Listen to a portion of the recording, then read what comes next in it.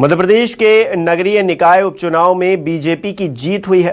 पार्षदों के उपचुनाव में बीजेपी ने हासिल की है प्रचंड जीत। बीजेपी ने 22 में से 16 वार्ड में जीत हासिल की है। 3 पर कांग्रेस और 3 पर निर्दलीय प्रत्याशी जीते हैं। भोपाल के वार्ड 41 उपचुनाव में बीजेपी को जीत मिली है। डॉक्टर रेहान सिद्दीकी बीजेपी से पार्षद का चुनाव जीते हैं। खंडवा के वार्ड 41 में कांग्रेस प्रत्याशी बबलू तारिक पटेल की जीत हुई है।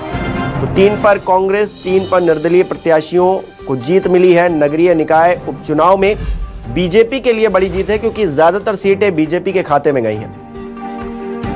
और शब्बीर अहमद हमारे साथ जुड़ गए इसी खबर पर। शब्बीर, नगरीय निकाय उपचुनाव में बीजेपी को बड़ी जीत मिलती हुई नजर आ रही है और ज्यादातर सीटें बीजेपी के खाते में गई हैं। किस तरह से बीजेपी इसे देख रही है?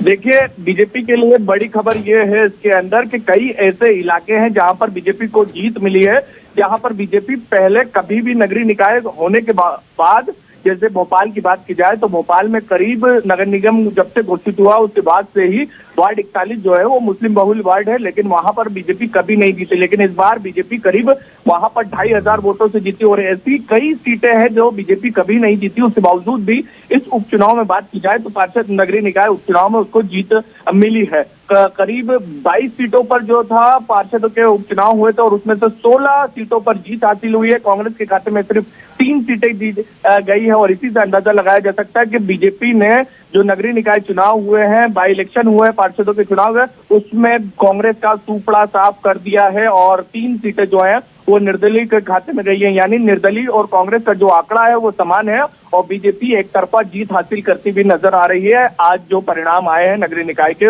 उसके अंदर। जी शब्बीर, बहुत बहुत शुक्रिया तमाम जानकारी के लिए। तो बीजेपी ने 22 में से 16 वार्ड में जीत हासिल की है। बीजेपी के लिए खुशी का